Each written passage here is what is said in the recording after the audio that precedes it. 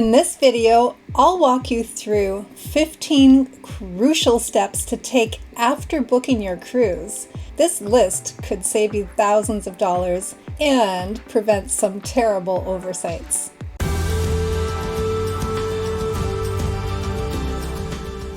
Hi everyone, welcome back to KirkToriStory.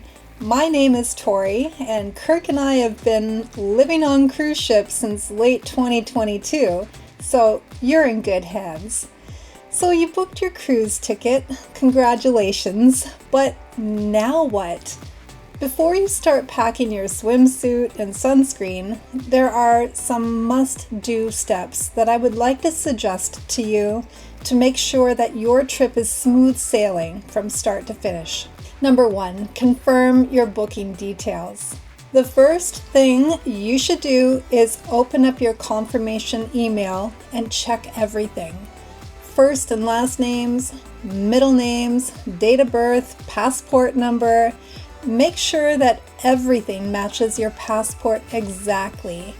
We once met a woman at a cruise port who was turned away because her ticket said Beth and her passport said Elizabeth.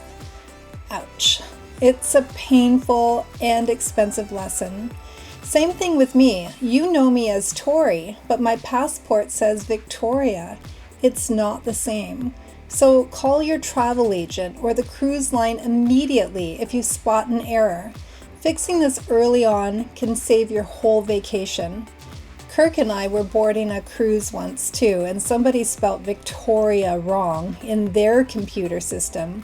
And we ended up standing there for probably half an hour with the manager and all kinds of people who had to get involved to get it fixed. Thankfully, I had proof that everything I had done was correct. Also, triple check your departure and return dates, your cabin category, and the sailing itinerary.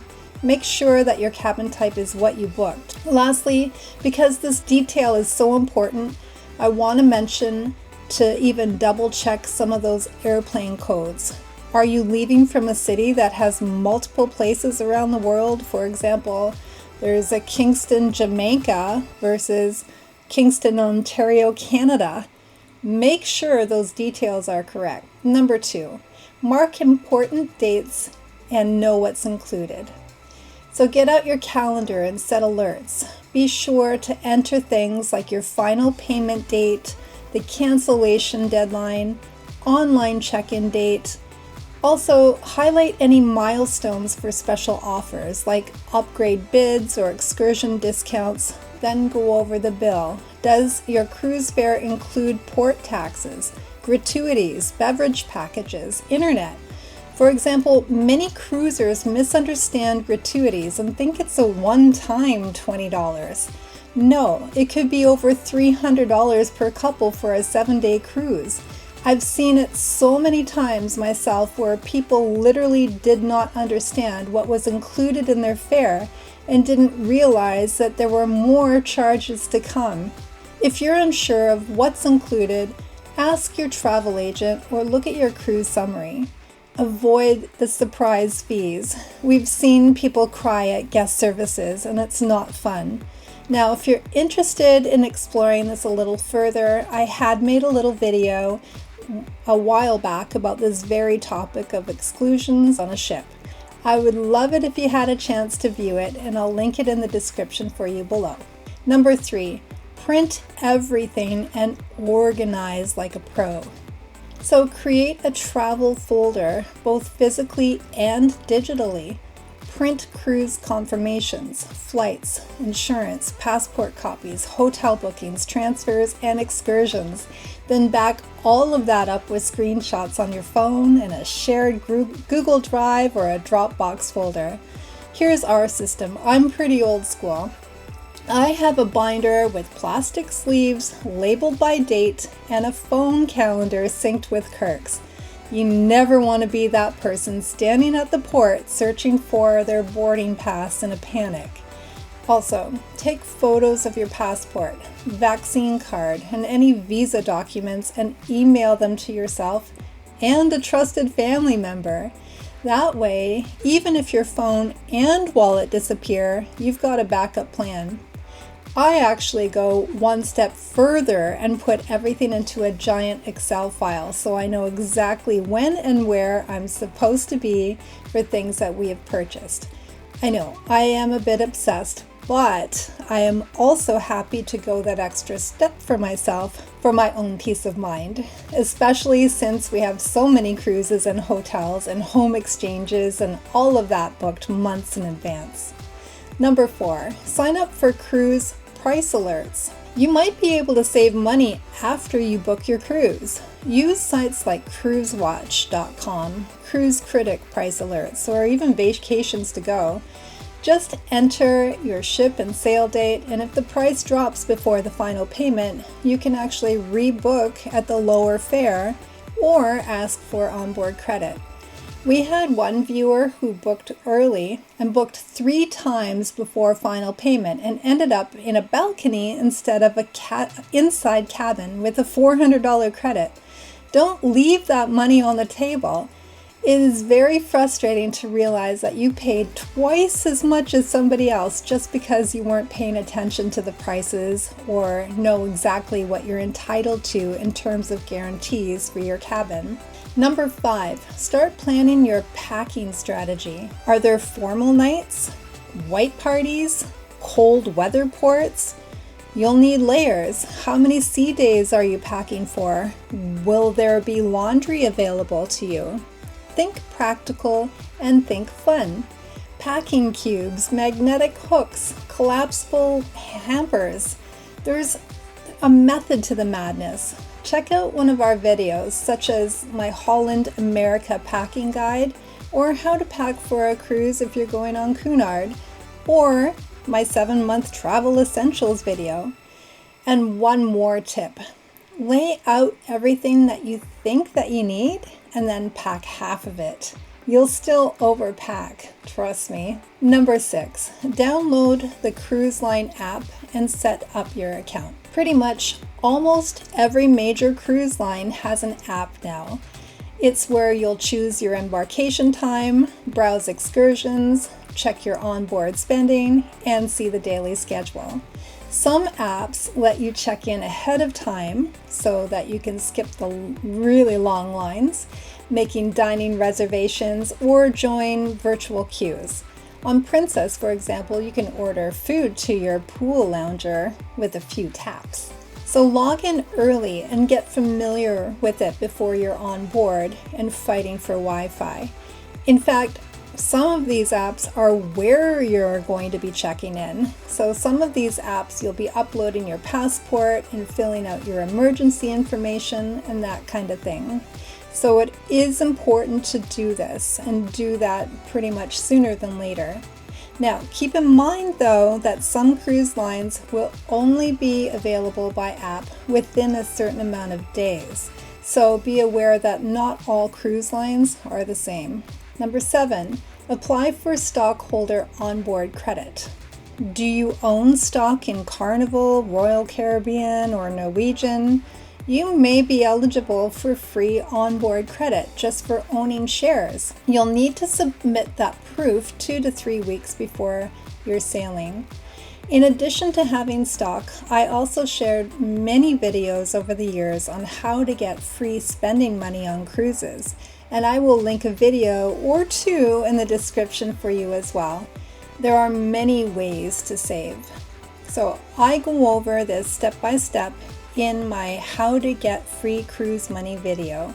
Some viewers have scored $250 credit on longer cruises, and that's spa time or drinks on the house. Number 8, pre and post cruise planning. Your cruise may be flawless, but if your flight's delayed or your hotel is in the wrong city, it could be a disaster.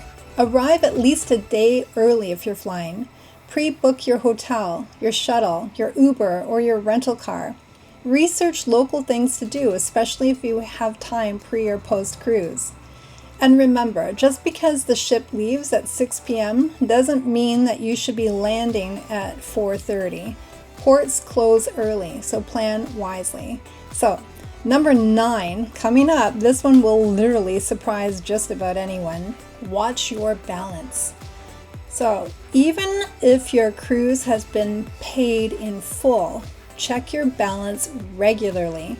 We heard from a couple who had a 38-cent balance and their cruise ended up being canceled. Auto payment glitches, taxes added, or optional tips can throw things off. Set reminders to check weekly or call your travel agent to confirm it's locked in. I would hate for you to get to the cruise port and realize that because of 38 cents, your whole cruise was canceled and you didn't even know about it. Number 10, check visas and passport expiration dates. So does your passport expire within 6 months of your return? Some countries like China or Brazil or South Africa, they won't even let you in if your passport is too close to expiration. Do you need a visa? Some countries require them even if you're just in port for a few hours. Cruise lines don't always alert you. You have to check. Use websites like Sherpa or Project Visa or ask your travel agent. We've seen tons of people denied boarding on ships because they did not have the proper or updated paperwork on visas. It's no joke. Number 11, travel insurance and medical needs. So don't just buy the first policy that you see. Examine, what does it cover? Emergency medical, trip interruption, luggage delays, evacuation from sea. If you have medications, bring enough for the full cruise, plus extra, in original containers. Bring a list of prescriptions and pack a copy in your carry-on. Cruise lines have strict rules on bringing oxygen, syringes, or CBD products.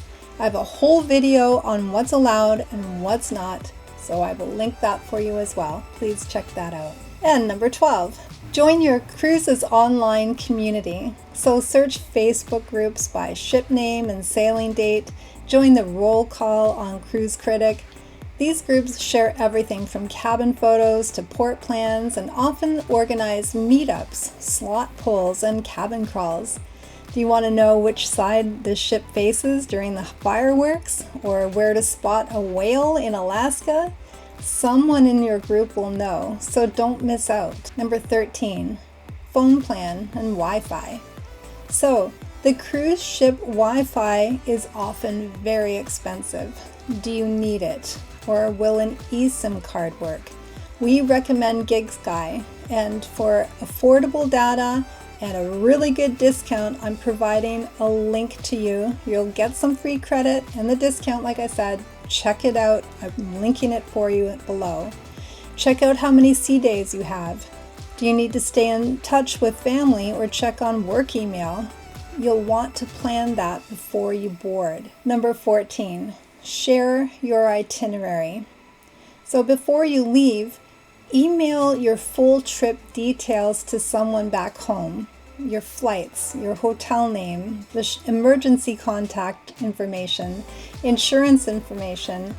Include the time zones too. Heaven forbid something goes wrong and nobody knows where you are. It's not about paranoia, it's about being smart.